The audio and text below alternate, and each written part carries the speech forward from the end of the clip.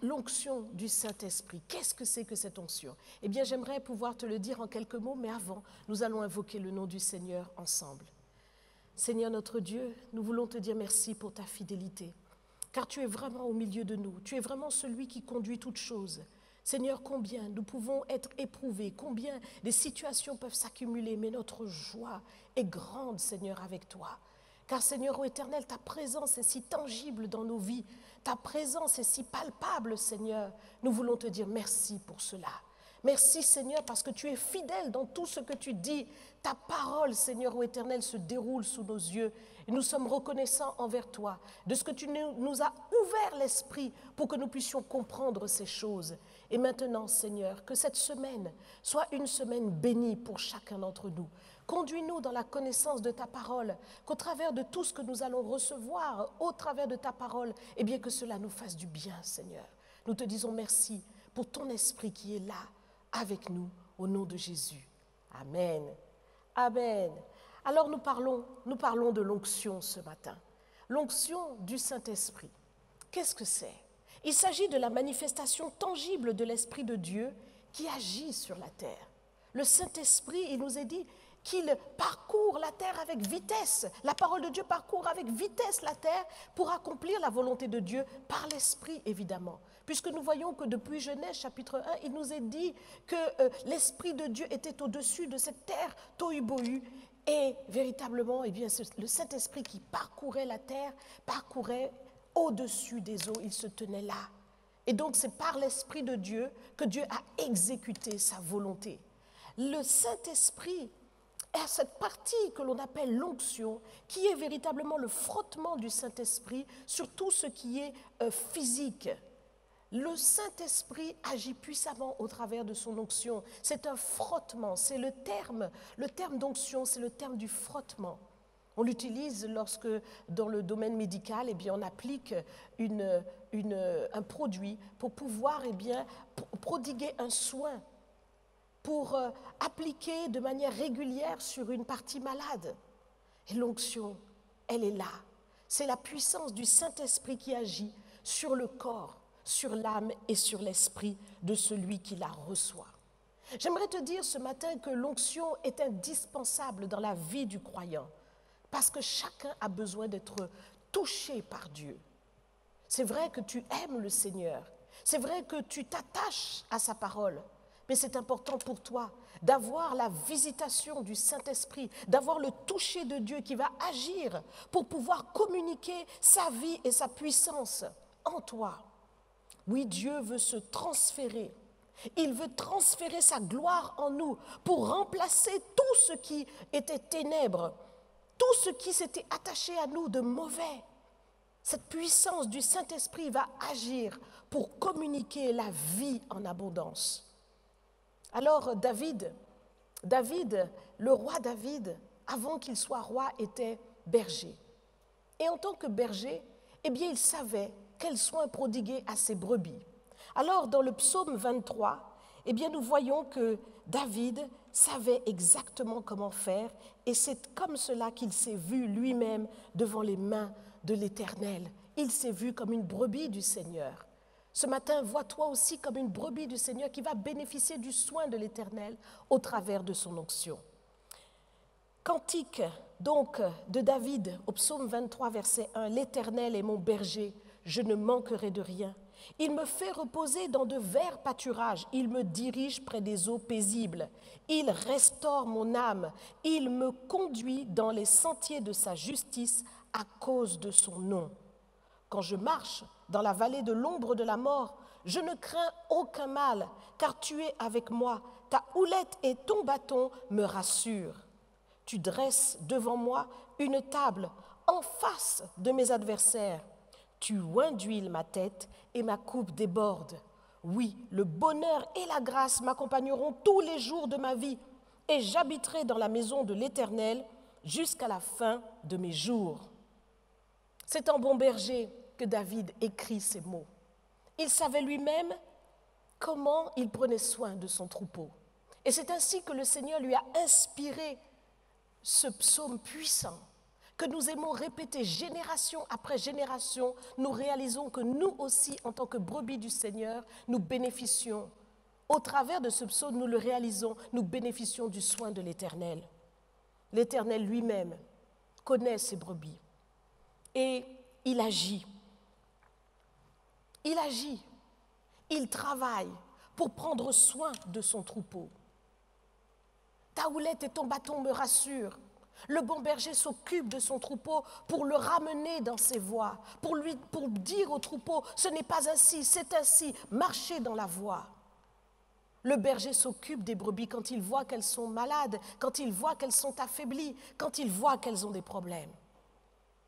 Et l'onction d'huile fait partie des soins que prodigue le berger, le bon berger, à ses brebis.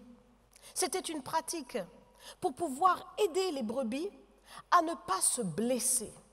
Parce que lorsque la brebis va sur les montagnes et qu'elle avance avec le berger, lorsqu'elle est dans les plaines et qu'elle monte vers les montagnes, il se passe quelque chose, c'est qu'il y a des insectes, il y a des parasites qui s'attachent à la tête des brebis.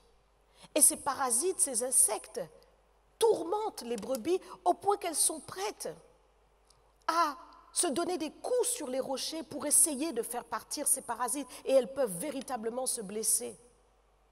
Eh bien, j'aimerais te dire ce matin que toi aussi, il y a peut-être des insectes, des parasites qui viennent tourmenter ton esprit par toute forme de pensée, par toute forme de négativité, par toute forme d'attaque de l'ennemi, qui viennent tourmenter ton âme, qui viennent troubler ta paix avec Dieu, qui viennent mettre toutes sortes de pensées impures. Lorsque tu veux invoquer l'Éternel, ce sont des mauvaises choses qui viennent.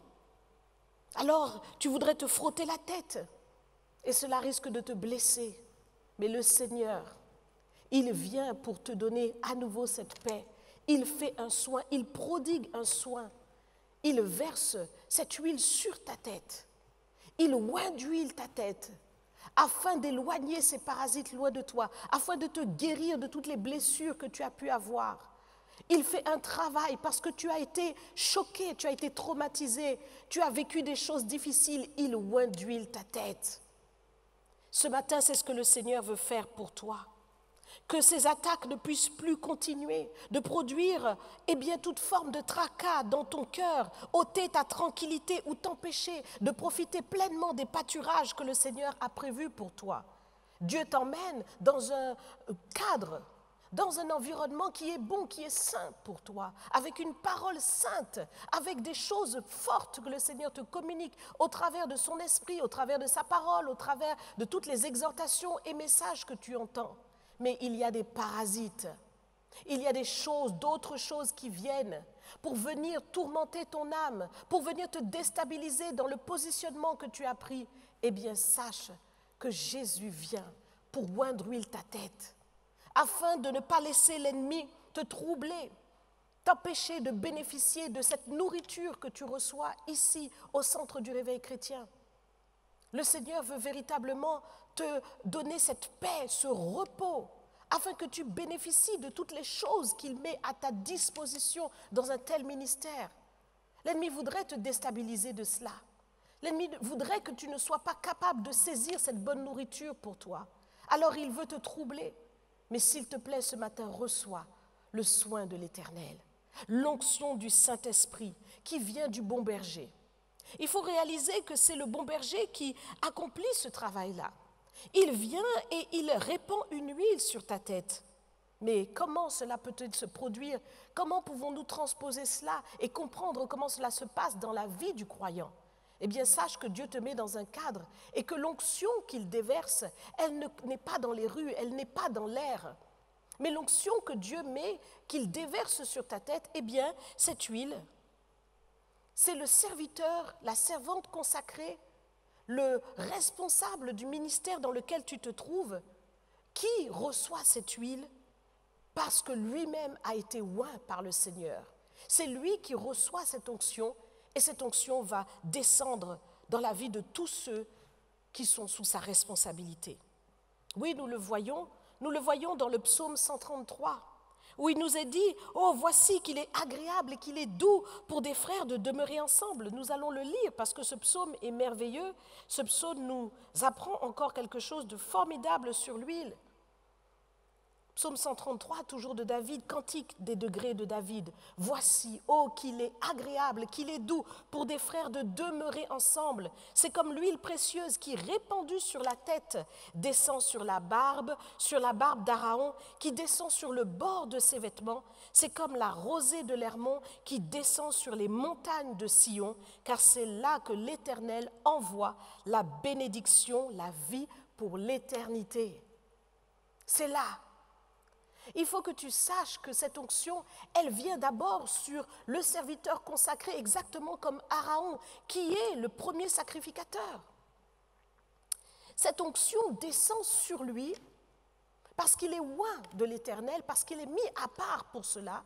Et cette onction qui coule sur les bords de ses vêtements descend jusque sur le bord de ses vêtements, donc elle atteint toute personne qui est sous la responsabilité de ce serviteur. C'est ce que cette image nous donne. Il nous est dit que c'est comme la rosée de l'Hermon, nous y reviendrons, mais c'est une huile précieuse. Réalise que c'est précieux l'onction du Saint-Esprit. Il ne faut pas prendre ces choses à la légère, mais pour la recevoir, il faut d'abord être sous l'autorité de tes pasteurs, de ceux qui ont été placés là pour te servir cette nourriture de la part de Dieu. Parce que ce n'est pas par eux-mêmes qu'ils sont là, mais ils ont été oints pour cela. Et il faut que tu réalises que lorsque tu acceptes pleinement l'autorité du berger qui te conduit, eh bien cette huile va couler dans ta vie et elle va produire son effet. Et quel effet? Quel effet merveilleux dont il nous est parlé dans la parole de Dieu. Nous voyons que cette huile, c'est comme la rosée de l'Hermon. Qu'est-ce que l'Hermon? L'Hermon, c'est une montagne. C'est une montagne très haute qui culmine à 2759 mètres. Une grande montagne en Israël. Et cette montagne qui était connue, elle est connue parce que c'est une montagne qui était très humide, toujours enneigée. Elle a beaucoup d'humidité. Et donc, de ses flancs, eh bien, il y a beaucoup de végétation, une végétation luxuriante. Il pousse des cyprès, il pousse des sapins, il pousse une belle végétation, des vignes. Donc, la vie abondante vient au flanc de cette montagne. Et de ces sources-là, parce qu'il y a des sources qui vont couler tout autour de cette montagne, sur les flancs, eh bien, le Jourdain prend sa naissance. Alors, j'aimerais vraiment que tu réalises que cette huile, eh bien, c'est là pour toi la source de l'abondance que Dieu met dans ta vie. Et il ne faut pas négliger cette source. Il ne faut pas te couper de cette source. Il faut réaliser d'où ces choses partent, comment cela vient. C'est là, nous est-il dit, que Dieu envoie la bénédiction et la vie, pas pour un instant, pour l'éternité. Ce que tu reçois au travers du ministère que conduisent les pasteurs qui sont placés, eh bien, tu reçois une bénédiction et une vie pour l'éternité. Alors, j'aimerais vraiment te dire ce matin que cette onction coule, que les serviteurs que Dieu a placés, eh bien, ils prient pour toi. Ils prient pour que cette onction coule dans ta vie. Ils prient pour que tu sois gardé. Mais toi aussi, ne fais pas comme la chef de M. Seguin. Ne sois pas quelqu'un qui regarde et qui lorgne sur d'autres pâturages qui sont des mirages et vers lesquels l'ennemi peut véritablement te récupérer parce qu'il y a des loups, parce qu'il y a toutes sortes de dangers. Et ce n'est pas une image qui n'est pas appropriée. Il faut que tu réalises que dans le pâturage, il y a une sécurité spirituelle, mais que dehors aussi, l'ennemi travaille et il agit.